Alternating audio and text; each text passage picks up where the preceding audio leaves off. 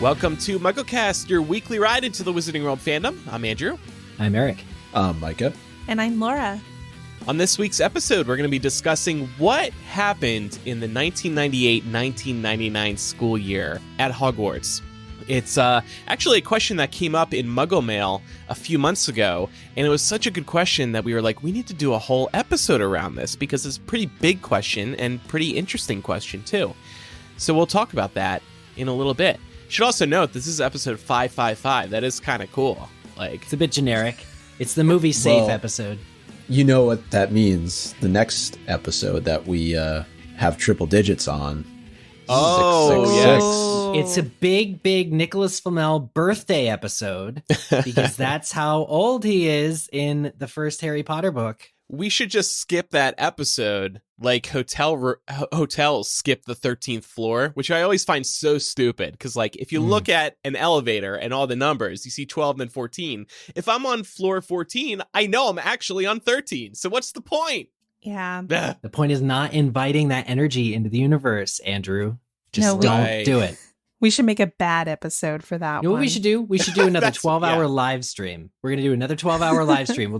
And then release it after the fact. So we'll have episodes like 660 to 672 just there. There was a pretty big news item this week that we wanted to discuss. And by the way, we are aware there have been a lot of Fantastic Beasts clips and behind the scenes looks over the past couple days, and we will get to those next week.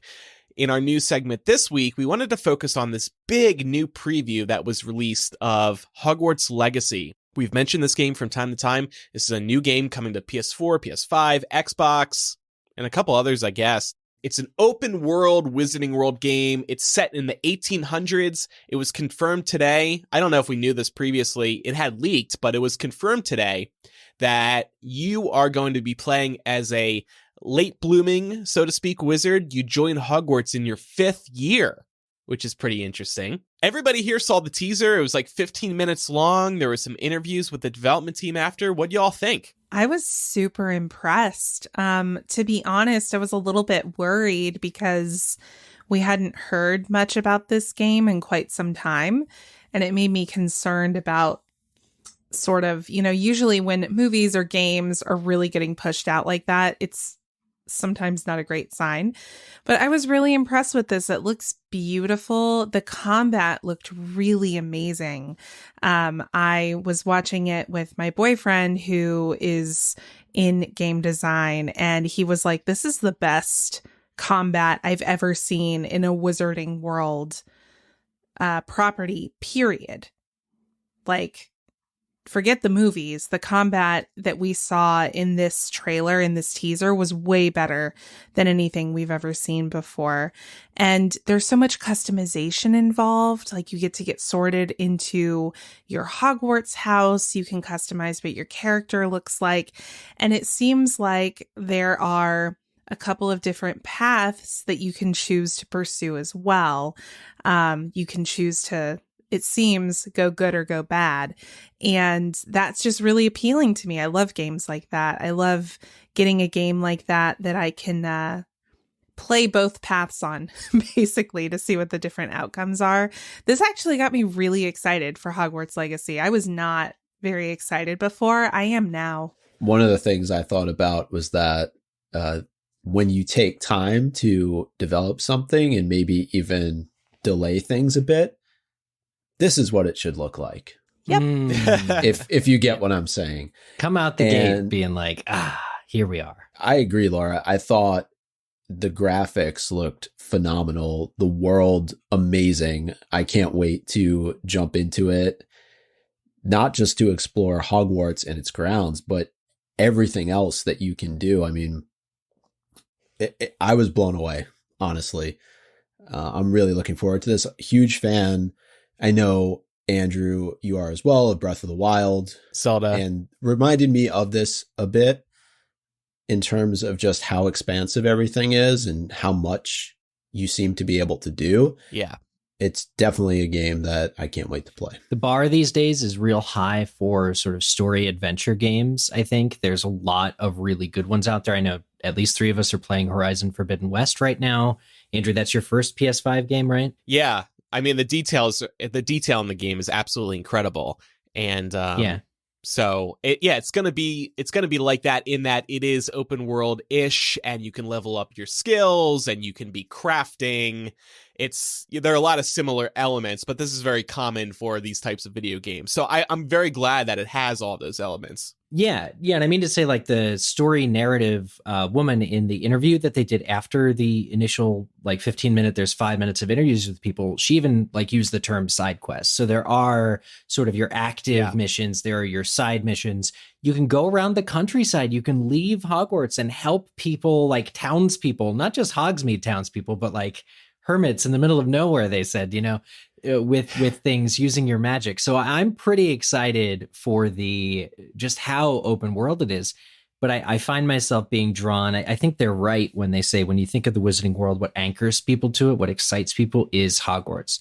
So the idea of these mysteries, this ancient magic that your character can tap into, seems like they got a really good idea, like a good kernel of a story in the plot, and are just exploring that to its fruition. Yeah. That's one thing that I really like about it, is the fact that it's not tied to Harry Potter in any way. So I think it removes any kind of expectations that people have coming in terms of seeing certain storylines play out or certain characters show up. Although we did get a bit of a tease that we may see some familiar faces along the way. They would have to be old enough, obviously, to show up. Or dead. Yeah, they showed some of the ghosts. They showed Nearly Headless Nick, for example. And I'm pretty sure I saw Peeves. Yeah. I got so excited when we were watching it. Mark was like, who the heck is that? And I was like, oh my God, it's Peeves. They actually put Peeves in something. Some of the things I noticed, I took some random notes while I was watching. You do get to attend classes. The professors seem very colorful and unique. I mean, personality-wise. And I thought that was great because we see a lot of unique personalities at Hogwarts in the core series. So I'm glad they kept that in mind when creating new professors. They mentioned iconic locations you haven't been able to explore before. You see the Hogwarts kitchens, and you can go down in there, and you see house elves. And you saw, like, I don't know, Moaning Myrtle's bathroom or something like that, the original version of it or something. Did you guys see that very fancy bathroom? Oh, the prefect's bathroom. Yeah. Prefect's bathroom. That's the prefect's bathroom? How do you know that? Yeah, I think so, with its grandiose kind of the way that it was designed. That is hilarious, because few video games actually create bathrooms. Like GoldenEye maybe created bathrooms, but how many video games have bathrooms? You're right. There's not a huge, but it's possibly part of the plot, or it's one of those things where you read about it and you want to see it. But that's good news that they're adding all these different rooms, because then you can only imagine how many rooms they actually created at Hogwarts. It truly feels like so far that you will be able to explore every nook and cranny at Hogwarts. I'm sure some doors might be locked, but like there's going to be a ton to explore at the school alone. That seems to really well done. I mean, games have just been able to accommodate more and more space lately, as the technology improves, as the systems improve. This is not the world's first open world Hogwarts. It's probably, they've had sort of free roaming Hogwarts is back, in like the Chamber of Secrets PC game, that era of gaming. And those were all very good too. There were secret passages. There were portraits that you had to shoot a certain spell to like get behind them, like really cool stuff. To see that brought into the next generation of gaming is exciting though, because it still has that level of like playfulness that, what it felt like to be 14 and playing a Harry Potter video game. That kind of mood feels like parts of this trailer. Yeah. And by the way, now that they have this whole game engine built, we could see a sequel sooner rather than later. It might not take 10 years. It might only take a few years, and they'll just use that castle as a starting point and just build from there. So that's exciting to think about. But some other things I noticed, you can fly brooms and you can fly on the back of hippogriffs. The world seems very expansive. Eric, you mentioned small villages, but there's a point where it looks like you get near the ocean, the English coast. So it looks like you could travel pretty far. It makes you wonder how close Hogwarts is, but whatever. There was a scene, right, where they do Reparo, and it repairs this bridge or pathway that goes out to something that appeared to be sitting out in the water. So that was pretty cool. At first, I thought it was Azkaban. And I was like, oh, wait, there's nobody in it. So it can't be Azkaban. To your point about expansiveness, though, Andrew, and expanding on the actual original video game, I would love to see them do this to other parts of the globe. Being able to go to the US, to Ilvermorny and the surrounding areas, or to many of the other wizarding schools that we've talked about on the show before. I think that would be really, really cool. Yeah. And that could also be the answer for how we get, more expanded details on these schools and on these other wizarding communities, because as we all know, we were supposed to get that with the Fantastic Beasts franchise and it's fallen kind of flat. But having a whole game studio focused with all of those people bringing their diverse backgrounds and experiences to the table, I think that's the right way to do it. Yeah. So I'm hopeful. Again, like Mark was sitting there like, this is how they save the wizarding world. Like, this is how WB saves the expansion of the franchise. And I feel the same way. I think that it's stuff like this. It's, again, opening the sandbox and letting other creators in to make something new and fresh. And what did Mark say about the beasts? Oh, yeah, he was like, there are more Fantastic Beasts in this trailer than there have been in the whole franchise or in the whole series. Yeah, you see some beasts that are recognizable from Fantastic Beasts, so that's but also some nice just synergy. A lot of beasts in general. Yeah, there are all kinds of animals. Yeah. So we'll include a link to the, I don't even want to call it a trailer. It's an extended look at Hogwarts Legacy, if anybody wants to watch it for himself. I think the TLDR from us is that it lives up to expectations so far. We can't wait to play it. By the way, they did announce it'll be available holiday 2022. So they're not committing to a specific date yet, but holiday usually means like Thanksgiving, obviously before Christmas. So I would expect it late November, early December. One thing I didn't see was Quidditch. There was a cutscene where you see Quidditch in the background, but there's a big question around, will you be able to play Quidditch? I'm wondering if they're going to have a DLC at some point, basically an expansion of this game where you do get to play Quidditch and maybe compete, and maybe it'll be like Quidditch World Cup, which Eric and I have spoken about, or everybody's spoken about over the years, So there's a lot of flying, but Quidditch was suspiciously absent. Maybe they just want to save that surprise for later, because obviously that would be a very popular feature. I did see there was a moment where you're moving like blocks and balls around what looks like I guess what I would call like a bocce court, kind of a thing, or like it was some sort of puzzle.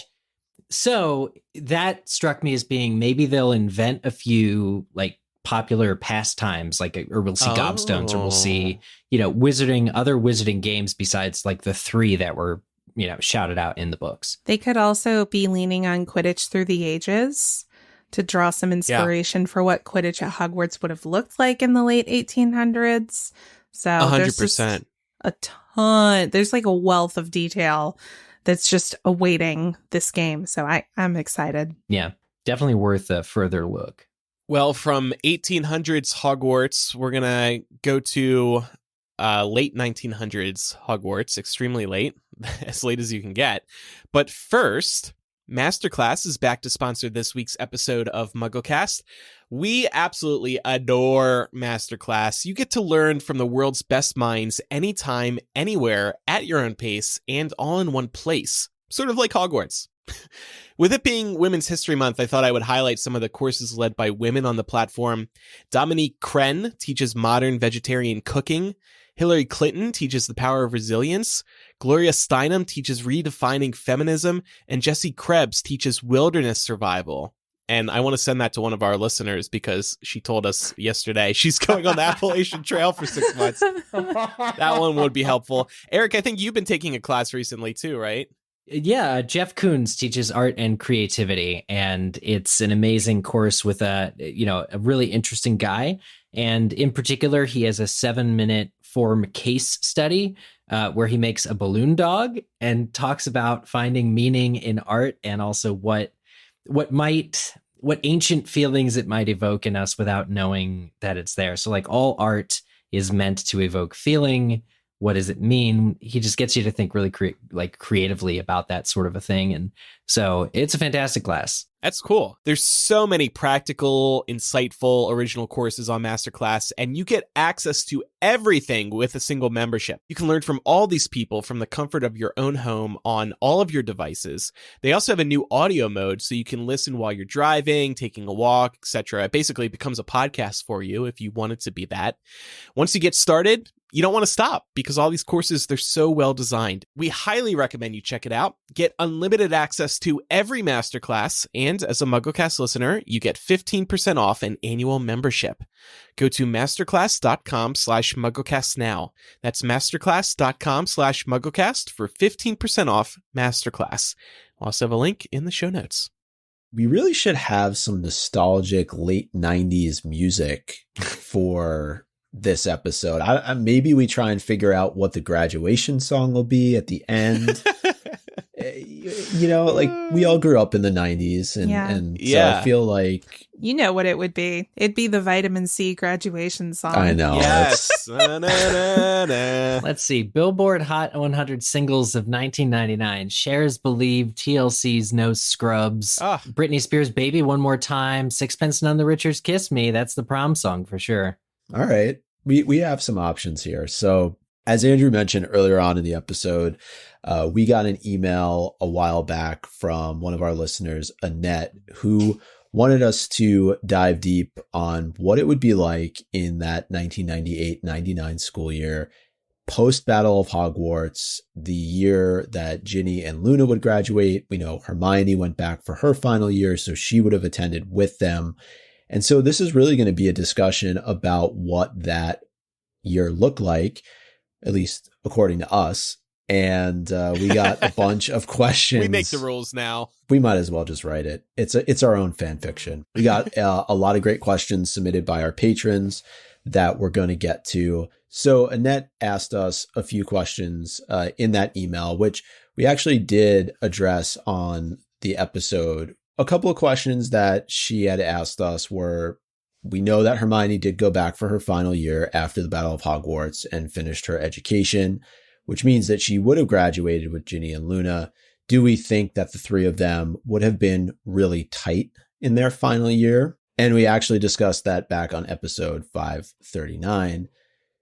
She wanted to know, what would it be like for students whose families ended up siding with Voldemort? That might be a little bit awkward when they walk back in for their first day of classes, if they walk back in for their first day of classes. Any new traditions that the school would have had? Would Snape end up with a remembrance plaque in the entrance hall?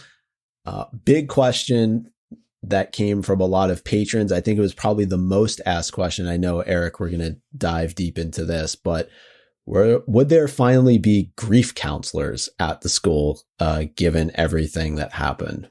To set the stage, this would have been September of 98, 4 months after the battle. Not long at all. A lot of PTSD to deal with. Those wounds Filch are still is open. Probably, he's still cleaning it up with his broom. Yikes. Mrs. Cleaning up Norris what helping exactly? the best she can. All the, the leftovers. That's a good way to put it.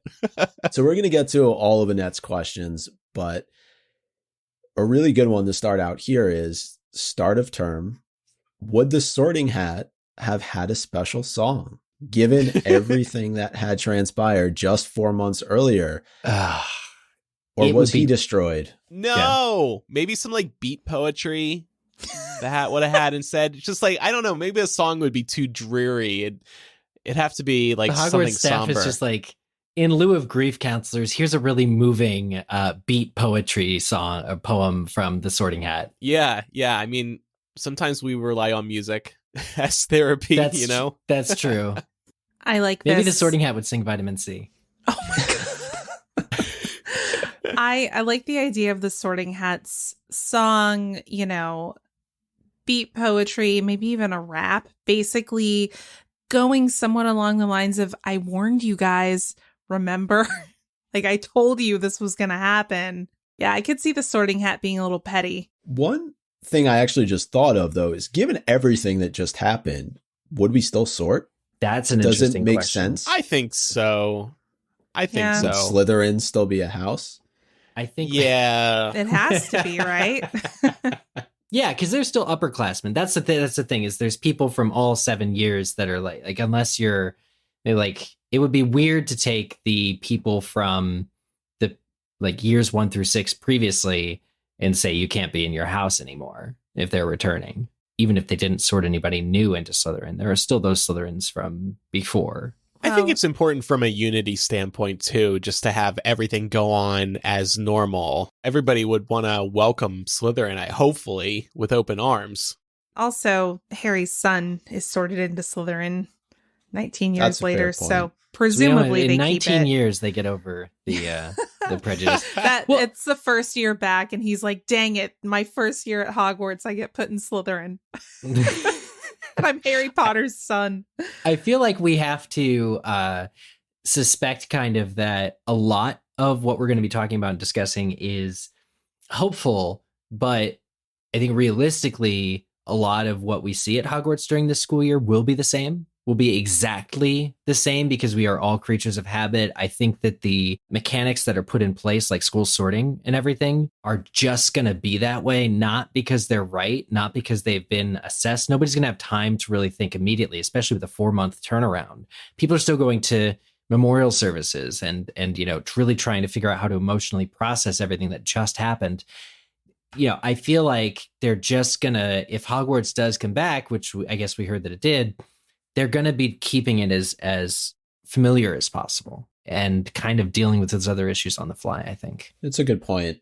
I just wonder, is 4 months enough time to even get things back to a state of normalcy? Certainly magic can help with the rebuilding of the castle grounds and making everything there look as if nothing had happened. But I don't think that's necessarily the right way to handle the situation either. I think there needs to be some sort of recognition of what's happened, some tribute in some way, given that a majority of these students went through an extremely traumatic event. And also would be curious how many parents would be willing to send first years off to the school after everything that has just transpired. It would be interesting. I could kind of see the new incoming class of students being much smaller. So first year classes might be a bit odd because there's like maybe 5 kids per house or something like that coming in. Just like in the Harry Potter books. Well, yeah, no, that is just like in Harry Potter, actually. Yes, I mean, it could be even less than that. I can see people looking to do homeschooling or looking to do other alternative means of education after finding out that a huge war was fought. Like, I think the world at large is that they're no longer to be able to conceal the fact that Hogwarts is a security nightmare from people. Be like, really? The Dark Lord showed up and killed a bunch of students? Dozens of people died? Or maybe they vowed to start securing things down. But yeah, I mean, what kind of promises would you need to make the parents that are sending their kids here? What kind of, procedures would you need to put into place? Like maybe it's like the buddy system, walking to classes, escorting to classes, things like this that don't really do anything, but they make you feel safer. It is a school of magic, though, at the end of the day. So things happen or can happen just naturally. I can see that on the Hogwarts letterhead. Dear ladies and gentlemen, things happen. We are a school of magic, and it's 1999, so we're going to party. And we may get to talking about this a little bit later on when we get into the whole grief counselor aspect of it. But I think if we were to take it and make any kind of comparison to modern day, it's not all that different from some sort of traumatic event taking place at a school. And unfortunately, we've seen more than our fair share of that happen here in the United States over the last 20 years or so. And I think that probably a lot of what we're going to talk about will be informed by what we've seen happen after those events. But I think the most important thing is that we don't just forget it like we have a tendency to do here in the United States, at least from a mainstream standpoint. I can see them leaving a part of Hogwarts destroyed. Maybe it's like the courtyard or something like that, where it's like, a space for commemoration a lot of people lost their lives, I'm pretty sure, in the courtyard. So that would be something where they just be like, yeah, this is us. This is part of our history. So right in the front, right when you're walking into the school, and then people can go and hang out there afterwards to like think back. But then the rest of the school, when you get in, the functional parts of the school are pristine and up and running. Yeah, I think that tracks because they do the same thing with Lily and James's house in Godric's Hollow, right? It's preserved as it was the night it was destroyed when Voldemort killed Lily and James. That makes sense, that there would be some sort of place that's frozen in time, you know? But I do have to say, I've been thinking about this Hogwarts things happen, and I'm imagining like kids getting to school for the opening feast and being given swag bags that have like water bottles in them that just say Hogwarts things happen, and they're like, it's okay guys, we hear you. Drink water. You'll feel better. And I feel like we need to make this water bottle now, needs to have like an image of Hogwarts on fire on it, and it can say Hogwarts things happen. Yeah. Swag bags. I mean, who's like the headmaster? Gilderoy Lockhart? Like, WB would probably sue us if we included Hogwarts. So we'd have to like, we just have to put like Wizard School. Well, Wizard School things happen, or things totally happen at Wizard School. I don't know. We'll workshop it. Eric, though, you raise a really interesting question in that who would be the headmaster or headmistress of the school for this year. I think that, you know, given what we're talking about, one of the things that can lend itself to at least feeling a level of comfort is having familiar faces from a professor standpoint. And so I was wondering what professors would still teach at Hogwarts after what transpired. We naturally identify with the students and wondering who would come back. Would they end up even going to school in the first place if they're first years? But let's not forget, there's also the professors, and they've been through a lot themselves as well. And do we think that maybe some of them would just say, you know what? I've had enough hanging it up. That was too much for me. Yeah. They all deserve a retirement with full benefits, and many, many, many orders of Merlin first class. But I think that the pressure would be on to show some strength. And I think they would all be asked to stay on for one more year at least, so that they can get Hogwarts back under its ground. Like a year not run by Death Eaters and with no Voldemort trying to get in the castle. The first time in 7 years that hasn't happened. Like, to reset, basically. Yeah. And I think what normally happens after tragedies is there's an effort to try and kind of continue whatever they can, whether it's at a school or anywhere else. Like having the same teachers there from the before times would be helpful for the students, because they can see, you know, the teachers have confidence and they still believe in the school. If all the teachers just bailed on Hogwarts, I think I as a student might be afraid to go back too, because if it's like, if they're bailing, why am I going back? You know, that's a great point, actually. I was wondering whether Slughorn would stick on, because, you know, he was hesitant to return to begin with, but he did kind of stand his ground and fight in the battle. I think he might just gain some kind of peace with himself. I think he would like probably stay, but it wouldn't be an easy choice for him. Mm-hmm. Yeah. Yeah. I mean, he fought Voldemort, I believe, in like a 3-on-1. I'm pretty sure that's right. Confrontation. He did. Yeah. He also was he didn't really do a whole lot, but in that scene where McGonagall ends up confronting Snape to save Harry, it's the other three heads of house that show up. So there was a unified front, at least on the surface, amongst them. But yeah, I do wonder if some of the teachers would have just said, I'm good. I'm taking my Hogwarts pension, my 5 sickles and 3 canutes, and hanging it up. Teachers' salaries in the 90s. Mm-hmm. You think Professor Binns is done? He's like, you know what? No, he just taught through the whole thing. Yeah. He didn't know what was going on. It's like, why is nobody turning up for history of magic? Mhm. The most important class of them all. Well, he's got a whole new couple chapters to add to Right. his class now. I was going to say history is literally happening right now, Professor Binns. Where you at? Mm-hmm. I think McGonagall's the obvious shoo-in for headmaster. I mean, I would have said after Dumbledore died that she would have been the headmaster, and obviously we had to do the Snape thing for a very good reason.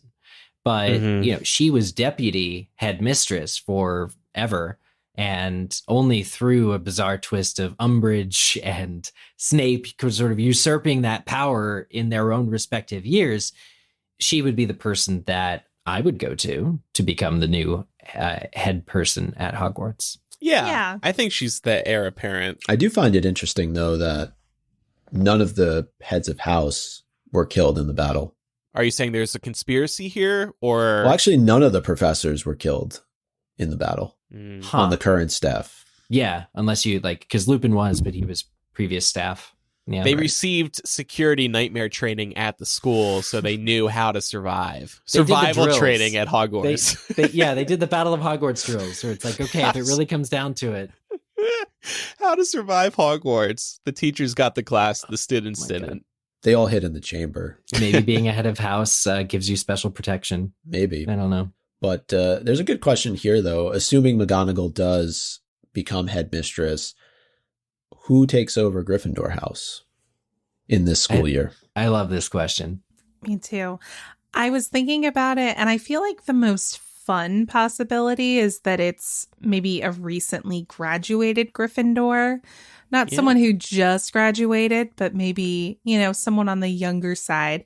And I was like, what's Oliver Wood up to? Like, could he come be the Gryffindor head of house and teach flying lessons? Oh, yeah.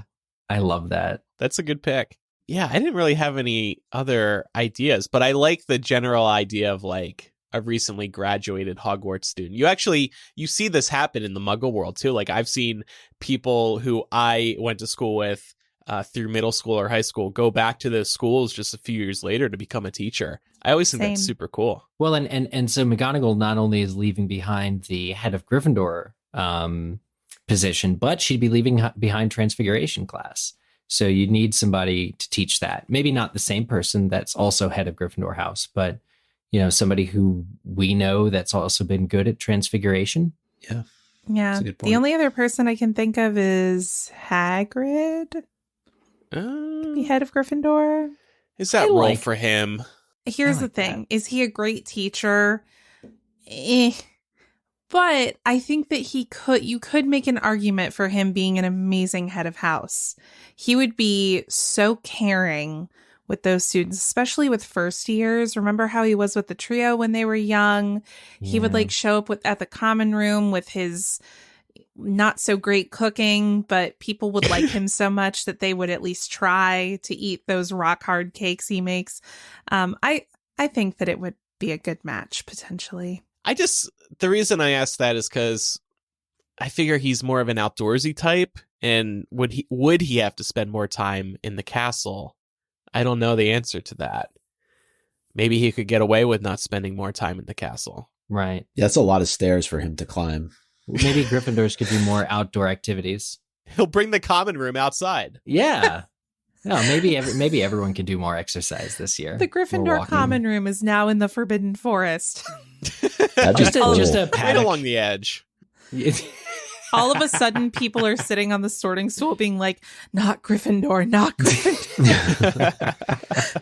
I don't care if Harry was in it. I thought about Percy as an option. Yeah, I'm wondering if he's too wet behind the ears. I'm wondering if he graduated too recently. But it's just that we don't know those sorts of people, right? Like Bill Weasley graduated a few years before Harry starts. I'm thinking, maybe Bill.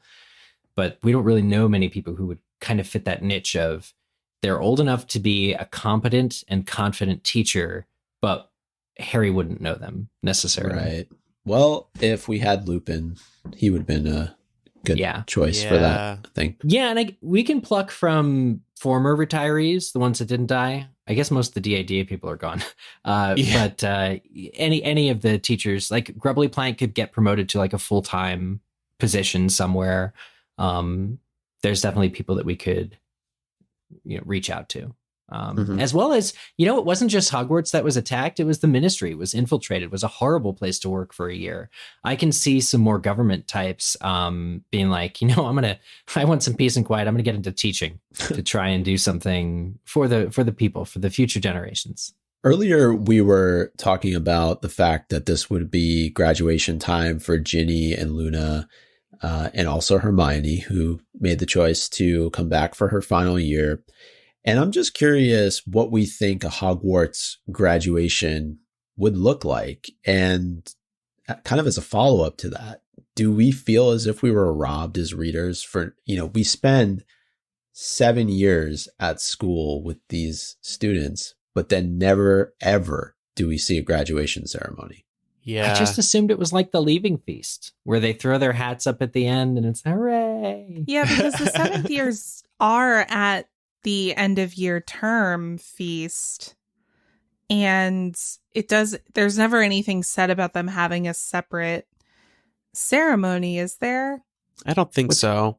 It's interesting the way that the seventh year of Hogwarts was proposed as optional, sort of late in the game, because everybody turns of age before they go to that year.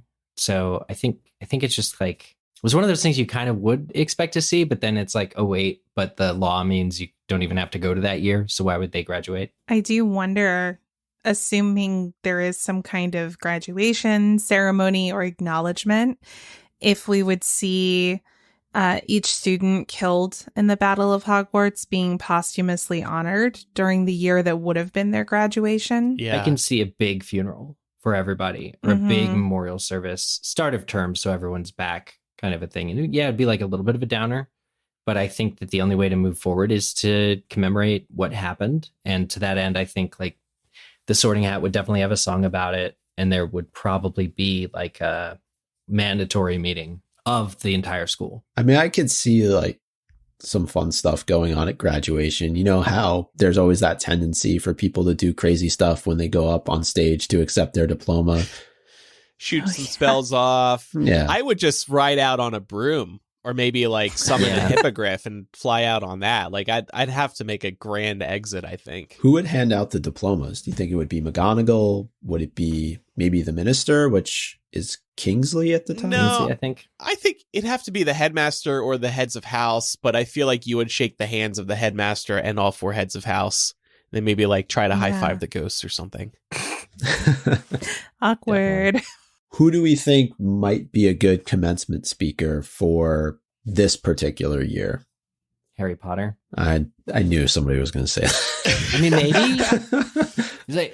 It seems most appropriate. Harry would give the worst commencement speech. He also wouldn't want to, I don't think. Well, Hermione would have her valedictorian speech. But I don't know who's in. Well, maybe by the time like May or June rolls around, people will be in more of a spirited mood and willing to celebrate. Well, unfortunately, though, by around that time, it's the anniversary, hit the 1 year right? anniversary. Yeah, exactly. Oh, so it's like, no. Can you even have a? Yeah, I think you. It'd be complicated. They'd have to be like a month apart. Grief. Yeah. Although there's something strong, wouldn't there be, in having a celebration on the 1 year anniversary? Like, we have overcome. Look how far we've come. We're moving on with our lives. We've reclaimed Hogwarts. It's ours. Yeah. We won. And we're not letting what happened deter us from our goal of educating the people of our community. Right. We're stronger together. We're united. We'll never let this happen again. Yeah. Maybe there's a year-long project to develop something that helps commemorate or helps celebrate. Like if they build the memorial, like if the year is spent kind of turning around the space in, say, the courtyard or something into something where every student has a hand in creating the magic for it. So I know we talked a lot about the grief aspect of the fallout of the Battle of Hogwarts, and a lot of patrons posted questions about whether or not there would be the appropriate support in place. And I know we also have a section here in the discussion for that as well. So Eric, I don't know if you want to lead us through this? Sure. I feel like this is the year Hogwarts has to have grief counselors or somebody who knows something about what mentally is going on with these students and is addressing it. Right out the gate, although I said things would be mostly similar as possible because human beings do not handle change well, period. I think there are certain little things that the school could do right out the gate that would help. So like more break times in student schedules, like more downtime. Maybe there's not this huge push towards exams because we've actually seen in the Harry Potter books sometimes exams get canceled. Maybe there's just sort of refocusing it, not trying to squeeze the meat out the hole, get these students out of school, like just be like, we're here, we're working on our identity. Downtime.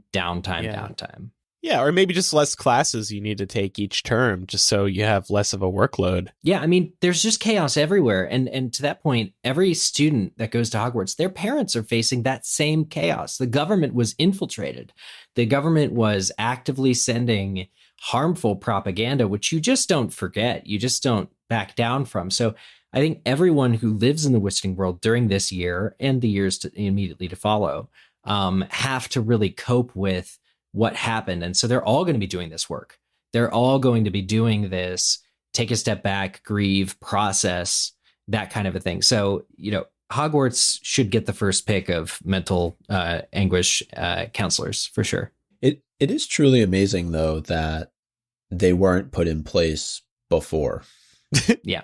I know we spent a lot of time talking about how this school is a security nightmare, but just thinking of all the things that transpired during Harry's time at Hogwarts, if you were to single out any one of the events that are sort of the main events of each of the books, in and of themselves, they're enough for grief counselors, right? Chamber of Secrets. Students are being turned into stone. You could be next. Who knows This what is toughens them going up. through their mind? Toughens them up. If anything. It'll build some character.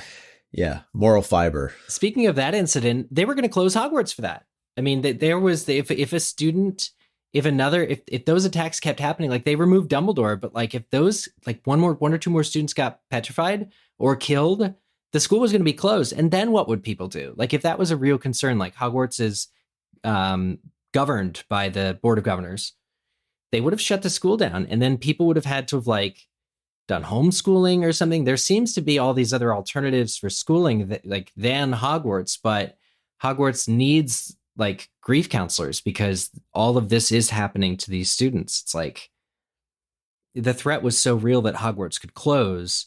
Now that the threat is past, fill the vacuum that was left by not talking about it, not dealing with it when it was happening, by now talking about it. Dumbledore really is the primary reason why this school is in desperate need of grief counselors. Yep.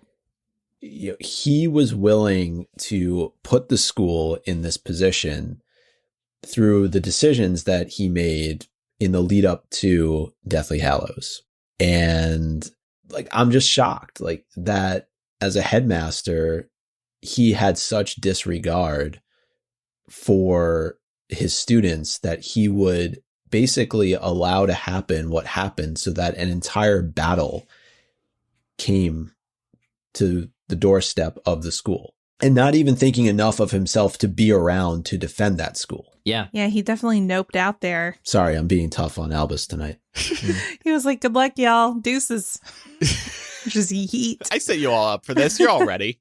So for the 98-99 year, I think that Hermione, Luna, Ginny, the Dumbledore's army members would assume kind of a de facto prefect rule. I think maybe McGonagall as headmistress might rely on them the way that you normally would during a normal year on the prefects to keep order, check in with students about their mental health. You actually know that Ginny, Luna, and Hermione would be really good at doing that, checking in with students. Yeah, I was going to say, what if there was sort of group counseling in a way? Kids got together, part of the Gryffindors got together for kind of, maybe group therapy is the wrong way to put it, but sort of just these designated times where everyone could get together and maybe just like reflect on their friends who passed. And it wouldn't always be a downbeat discussion, but there would be times where it did get serious, but then other times it would be lighthearted and more fun. So they can all remind each other that they still have each other. And there is, a life after Battle of Hogwarts. Life goes on after Battle of Hogwarts. I think there would definitely be a huge pull away from like tribalist sports, where it's like this house is against this house. Like the call for unity goes beyond just like still putting up with, we've got to win the House Cup. Like if anything, if they want to create peace, they should cancel the House Cup and house points, like more so than exams, because that was driving people into this toxic, again, tribalism. I think having like multi-house group therapy sessions or group hangouts, whatever you want to call them, in the room of requirement with comfy chairs, would go a long way. I was going to say maybe the room of requirement will come in real clutch and procure counselors. Oh, people go there and all of a sudden there's just built-in counselors.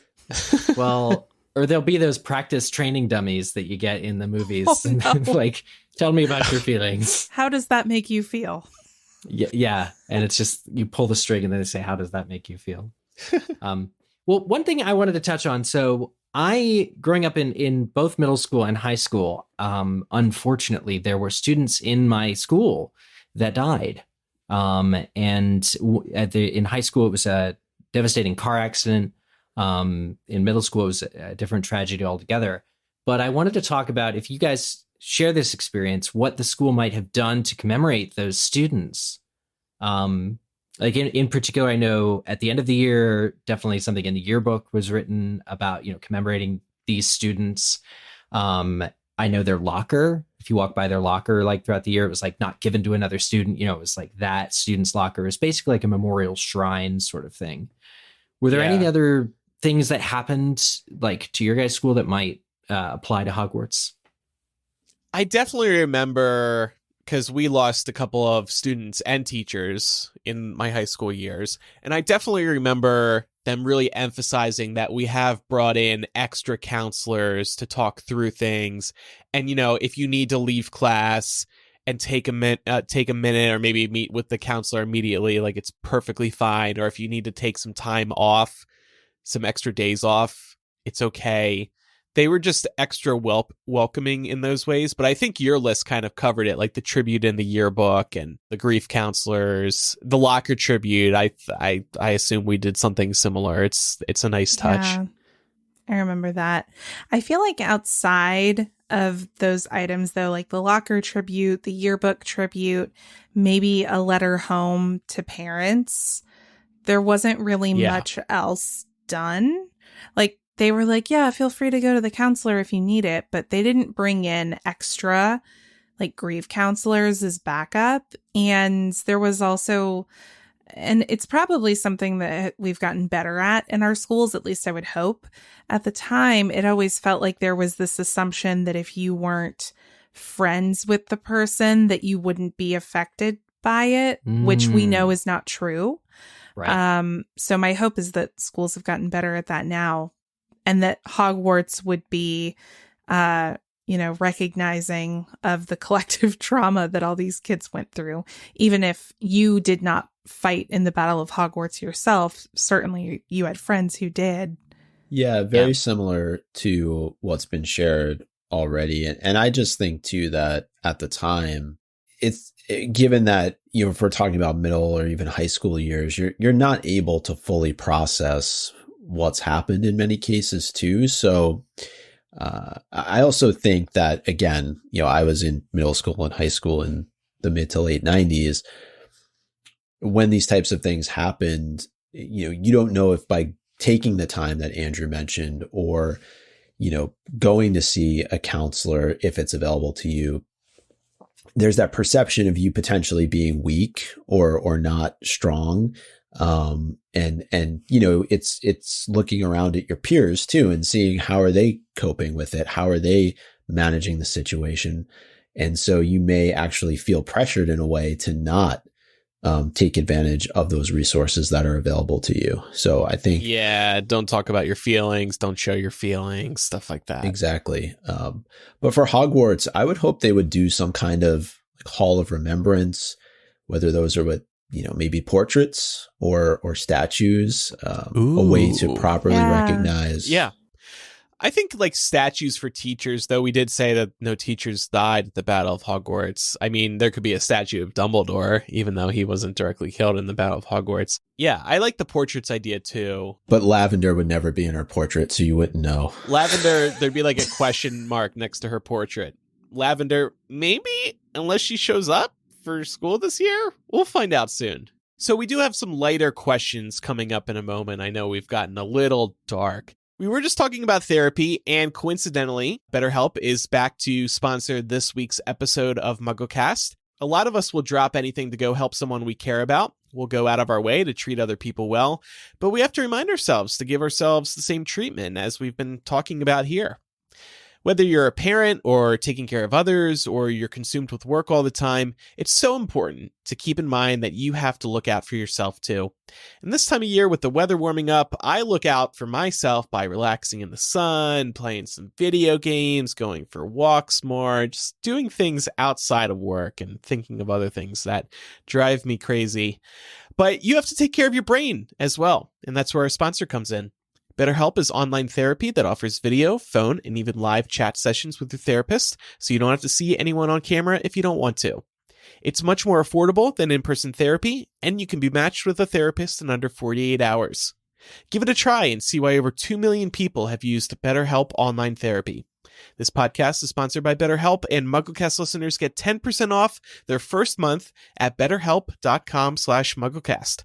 That's BetterHelp.com/MuggleCast, and we have links to both of today's sponsors in today's show notes.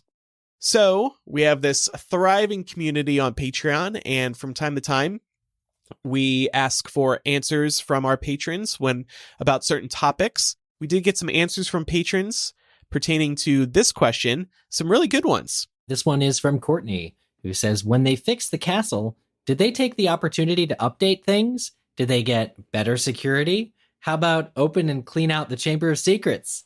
Did we get elevators and unisex bathrooms? Hey, listen, one thing at a time, okay? That chamber's going nowhere. It's not hurting anybody. Nobody's priority. I thought the prefect's bathroom was unisex. It is. Yes. But very exclusive. We're going to get so many answers to so many questions in Hogwarts Legacy. Whether they call it canon or not, we should just call it all canon. Yeah, it'll save us some headaches. I agree. Why build back? Why not do something totally new and fix what was broken to begin with? I like the idea of like a lift. I do think there would be improvements security-wise, because they have to make the students and teachers feel safe there, even if there is no threat. There needs to be some theatrics, like here in America, we added the TSA after 9/11, and there's a pretty general consensus that the TSA, God bless them, love all the people who work for them. Does it actually help? Does it actually make our planes and our airports more secure?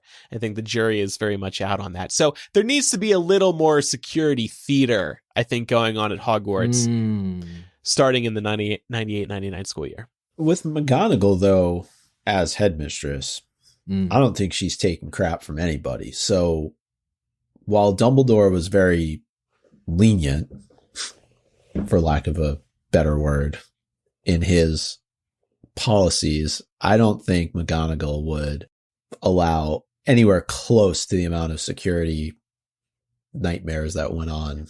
I think, but that's not to say there shouldn't be new policies. Yeah, I think that's right on. I mean, like you were saying, Dumbledore pretty much put a target on Hogwarts every year by his actions, his inactions, his choice of appointments of staff, everything. And so it's crazy to think about how much safer Hogwarts will be with Dumbledore not at the helm. Yeah, I mean, he should never have let Harry come to Hogwarts in the first place. That would have made... No, you shall not pass. Yeah. He should have sent him off somewhere else. Homeschool. Private tutoring. Yeah, pretty much. I mean, who was going to homeschool Harry Potter? Yeah, well, did he want to be at home for a second longer? Like, he was ready to get the heck out of there. Send them to figs. I'm still trying to figure out the elevator part of this question. Like, because of the moving staircases? It's an accessibility thing. Yeah.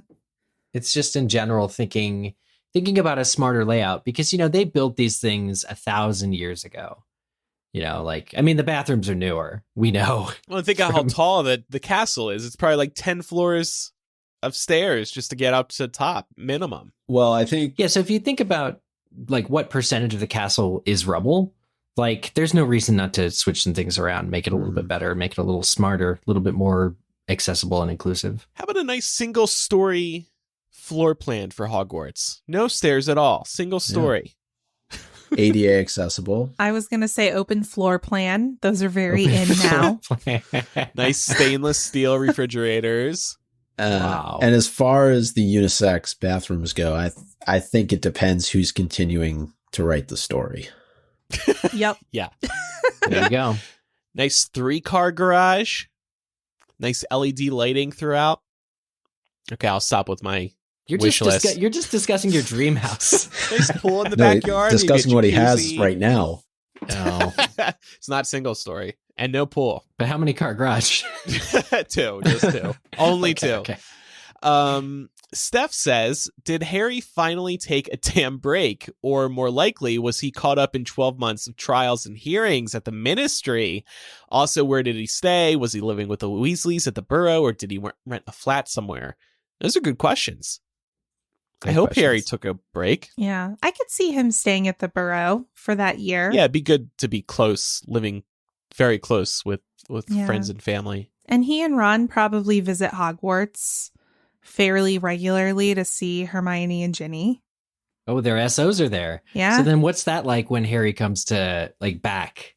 What's it like for him? What's it like for the students? Does McGonagall have to ask him not to do that? See, yeah, I was going to say, like that I would think SNL Ginny, sketch. Yeah. I would think Ginny would go home for the weekends just to escape Hogwarts. Harry doesn't want to go there. There's going to be a lot of attention on him. Yeah. Hogwarts is still probably triggering to him. So I would say Ginny would go home. When I was in college, I would always go home to record MuggleCast, no joke, and do my laundry. And because I didn't like my roommate. They could just Ron and Harry could go to Hogsmeade and stay above the Hog's Head. Yeah. And Ginny and Hermione could hang out with them there. Yeah. I could see Harry and Ron splitting a bachelor pad. Yeah. A 2-bedroom bachelor pad. And of course, Harry and Ron aren't bachelors, but you know what I mean. Just two bros living together. No, they're bachelors. Yeah. They're not engaged yet. As far as whether there would be hearings for Harry, I think that's accurate based on what we know of the Wizarding world. But I don't think he would be victimized or I don't think he would be oppressed the way that he wouldn't be in the same position that he was placed in at the hearings that he's been to before. This is the everyone let's kiss Harry's ass right now kind of hearing where we're moving forward, especially because the ministry, I'm sure the public won't know everything bad that happened, but the people where it counts do. And knowing that Kingsley is going to be promoted to Minister for Magic, I feel like inevitably, they're going to be having those talks about how do we shape the future of the government? What oversights did we have that we can, what security breaches can we shore up? True. Yeah, I mean, we know he ends up working for the ministry, which to me still is a shocker. I'm stunned that he ended up going to do that. But yeah, I agree. think you got to create a world that you believe in, though, right? So it's a mark. If Harry's working for the government, it must be a government that he believes in. I know he fought so hard against them in the series. It's just wild that he would end up working for them. Well, and I have to think, with the idea of Harry potentially going through hearings and trials and things like that, I don't see him having very much patience for that after everything he's been through with the ministry. So I could see him going to Kingsley and being like, we got to keep this short. I'm not going through weeks and months of this crap. One hearing and I'll tell you everything you want to know, but that's it. And I think Kingsley would go for it. I am Iron Man. Next question's from Sean. How badly do y'all think Hermione smoked everyone on exam scores since she didn't have to save Harry or Ron's skin and do half of their homework anymore? That must have been great. Yeah. Must have really ticked off whoever the top student in the 6th year was. Sort of in Ginny and Luna's year, they were like poised to be valedictorian, and then Hermione stays back an extra year. Yeah, that's amazing. I'd be so mad. I had read it initially like, do you think Hermione smoked? And I was like, wait, what? Huh? You know what? I gotta have that stress relief. That's true. That's how they're getting kids to come back to Hogwarts. They're going to be like, hey, we know you need a way to relax. We've got some ideas. Okay? We don't have grief counselors, but... Jeff Hutton wants to know, do you think the Room of Requirement would be used more often since so many people had to use it over the past year and awareness is probably more widespread? Yeah. Probably. I think so too. I think that the Room of Requirement, because we saw this in the Hogwarts Legacy trailer too, that's kind of maybe like a hub of operations. It clearly comes and goes in fashion. Like people know about it or they don't, but there are, probably a few years where it's a lot more active. And I think that the 98-99 Hogwarts year would be another year where it's active. While those students, like you're saying, the students that either used it to escape from the Carrows or any other reason would now seek new ways of using it. And I think, can it be used by multiple people at once, or can it only be... That's what I was just going to ask. Because, Harry know. can't get in there when Draco's using it, right? Right. So no.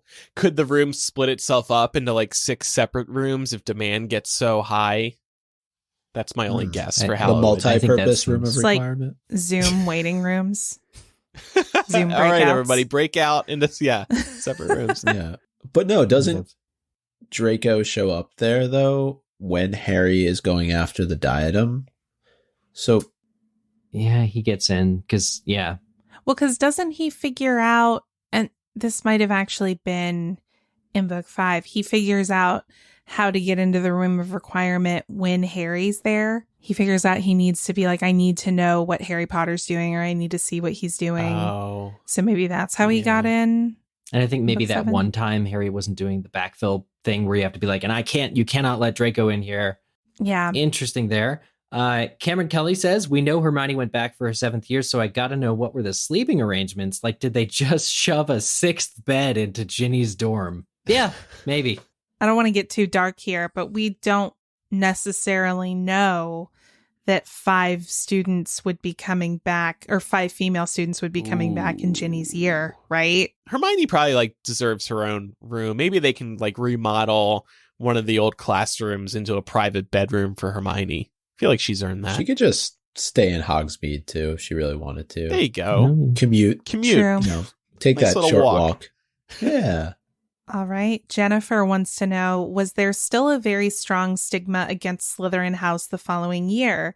After the initial sorting, do you think the students would mix, like sitting at each other's tables during meals, more and be given more opportunities to have shared spaces? I'm hopeful. There was, at the start of term, there was a very powerful speech from, let's say, McGonagall about how we need to welcome all students in all houses, and maybe specifically calling out Slytherin. But I think there would be a real opportunity there to convince the students to treat Slytherins no different than anybody else.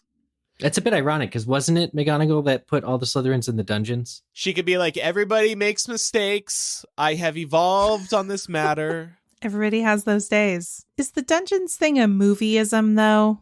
I thought it was more of just letting them go if they wanted to, right? Yeah. Like telling them that, Chloe's pointing out that they can just leave if they want to. I think the dungeons was done in the movies for effect. And it does make sense why McGonagall would say, leave if you want to, because things are a little awkward in terms of the people who are fighting Hogwarts and the students. So. I think, we talked about grief counseling, but I think they need to do more to promote inter-house unity throughout the year. Like if they're really going to try and acclimate Slytherin into the fold here, I think they need to do more student bonding or Yeah. They also need more breaking down barriers. PR. They need better ways of communicating each house's traits to their own members, even, and saying like, look, if you're ambitious, that's not a bad thing. They need to basically take our MuggleCast episodes that we did on each of the houses and blast them, or have like somewhere you can listen to them in the library or something. Because I feel like growing up, even if you get sorted into Slytherin and you're like, oh, I don't know how I feel about this because my friends say that it's the, bad house. To have somebody who's probably supposed to be your head of house, but like we never see McGonagall having to answer for like toxic athleticism that like Wood has. But like, I feel like you really need a lot more understanding of how to value those traits within yourself instead of going with whatever the common conception is of that particular trait in the moment or in the school, in your student body. Totally. I think you should have to take a class on the other houses. That's a great That would be great. idea. Yeah. Ooh. House history. Hogwarts studies. Merlin was a Slytherin, right? Right. All right. Next question. Hufflepuffle Kitty Fluffle said, what happened to the knight statues after Per Totem Locomotor? That was my McGonagall. Well, Very hopefully they returned to their positions. I mean, They went to the pub. I don't It's- know.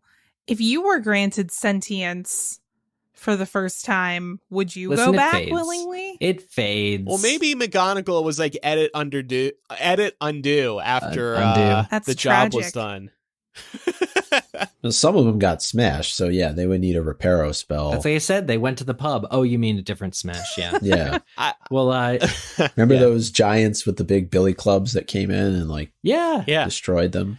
I like Well, the going you- to the pub idea. That's fun. Or going to If get there, the it would just be local- fun to see. Like you're waiting like- in line for butterbeer, and who's in front of you? You can't see. It's these giant gray things, and you're like, oh, it's the Hogwarts statues. Yeah, I mean, if their whole purpose was, and McGonagall in the movie is like, do your duty to our school. So if it was a duty thing, then they are just going to return to their stations and lose their sentience until the next time that they are called upon to defend the school. And It's they're going to messed feel up. like it's their purpose. It's messed up. Meh. I mean, there's a lot of stuff at Hogwarts that's messed up. Like you can summon food from nowhere, apparently, but they make house elves prepare food in the kitchens.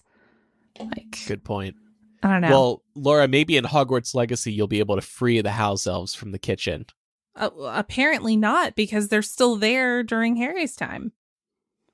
Well, but you good remember the point. tagline of Hogwarts Legacy, write your own story, or no, live the unwritten. Ooh. There we go. Holiday 2022. Next question comes from Emily, who wanted to know, we've obviously talked about Hermione returning to Hogwarts for her final year, but any other students we think would have followed suit there and finished up their education? Well, who do we often talk about being in league with Hermione academic wise? Draco would definitely go back to Hogwarts, I think. Would he? But would he I need feel to? like- He was there for his 7th year, mostly, wasn't he? You know what? You're right. Oh. Never mind. but well, also, I feel like it'd just be awkward for him. I feel like people who he would be the textbook example of somebody who is made very uncomfortable by the association that he has, especially because he carries the dark mark. Yeah, he wouldn't go back. I take that back. But there should be people, honestly, anyone who was at Hogwarts during Harry's years should just get a do-over. Should be like able to come back. It was like, there was so much going on. Like this year, we didn't even have this class with this teacher because the teacher was, it's like, Or even like, just like a shortened school year. Just be like offered a shortened school year by Hogwarts, or maybe they can teach those students on the weekends in Hogsmeade or something. I don't know. You should give them some nice alternative situations since they did go through hell that year. Or like summer classes. Not that year, but Yeah. the following year. Okay, and our final question comes from Julia Paradis or Paradise. I'm going to pretend it's Paradise because that sounds nice. How Harry and Ginny got back together. I've definitely read 100 fanfics about it. Eric, I wanted to include this since you are a Ginny thank you. I appreciate it. fan. How did they get back together? How much time passed? Here's my headcanon. Oh, how much time passed? It would be pretty quick because all of his stated reasons for going away are kaput, and he would know that it was a mistake. Harry would have a line, something that he was, prepared in advance, like a speech, like, I was wrong, I'm sorry. And he would get maybe the first 3 words out. I was wrong. And then she would put her finger on his mouth and be like, it's okay. And then kiss him. Aww. Very wholesome. Yeah, I feel like there would be a degree of understanding. Like, we just went through hell. So nobody really has to sit here and explain why they felt the need to go hunt down Horcruxes, because, you know, honestly, that's the Harry saved the world at the end of the day. So is she going to be mad at him for that? So he gets a mulligan on the whole relationship thing. Yeah, I think so. And clearly, whatever happens, it worked out. And that concludes this week's discussion. Hope everybody enjoyed that. Hopefully we answered some of your questions and maybe gave you some material to chew on. If you have any feedback about today's discussion, you can contact us by writing or sending a voice message to mugglecast@gmail.com. If you're sending a voice message, just record a message using the voice memo app on your phone. You can also use the contact form on mugglecast.com. Or you can call us old-fashioned way. We are 1-920-3-MUGGLE. That's 1-920-368-4453. Next week, we're going to review some of the official Fantastic Beasts Secrets of Dumbledore material that has been released over the past week or so. Some very, capital V, very interesting clips have surfaced. These have been officially released by Warner Brothers, so it's not like we're spoiling per se. We hope they're keeping lots of other secrets for the actual movie, but we'll talk about what they've released so far, and there is some exciting stuff to talk about, so stay tuned for episode 556. By the way, one of our listeners, Justin, while we've been talking, did the math.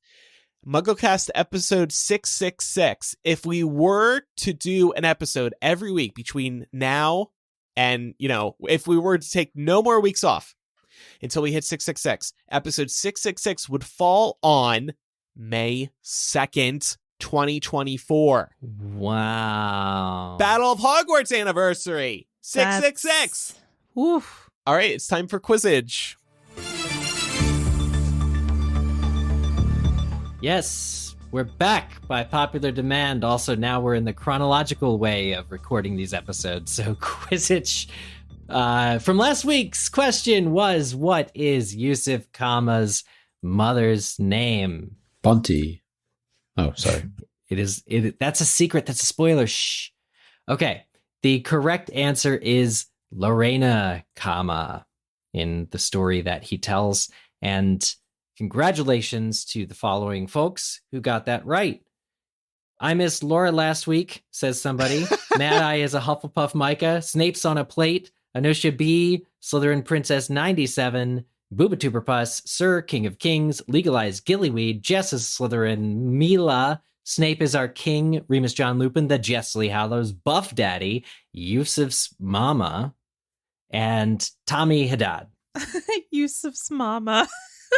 Yeah, I feel like reinvigorated, like there's an energy that I didn't know was depleted, and now it's back after reading those names. Nothing like a good break. Yeah, so in spirit of a new direction for Quizzitch, the following question is multiple choice. Okay, this week's Quizzitch question, finish this line of dialogue. Quote, Minister, the evidence of the Dark Lord's return is blank. Is it A, incomparable, B, inconvenient, C, inconceivable, or D, incontrovertible? Submit your answer to us on the MuggleCast website, mugglecast.com/Quizzitch, or click Quizzitch from the menu in the top. We're sure everybody's missed Quizzitch, but if you're missing Quizzitch Live, we'll have some news about that in another week or two. So stay tuned. A couple of reminders before we wrap up. Make sure you're following the show for free in your favorite podcast app so you get every episode when we release it on Tuesday mornings. You'll get it Monday mornings if you're a patron at patreon.com/MuggleCast. You also get bonus MuggleCast installments. We're recording a new one this week about spring break in the Wizarding World. And you get access to our live streams and our planning docs, the new MuggleCast Collectors Club, and so much more. patreon.com/MuggleCast. We couldn't do it without you. So thanks everybody for your support there. And also follow us on social media. We're MuggleCast on Instagram, TikTok, Facebook, and Twitter. Thanks everybody for listening. I'm Andrew. I'm Eric. I'm Micah. And I'm Laura. Live the unwritten.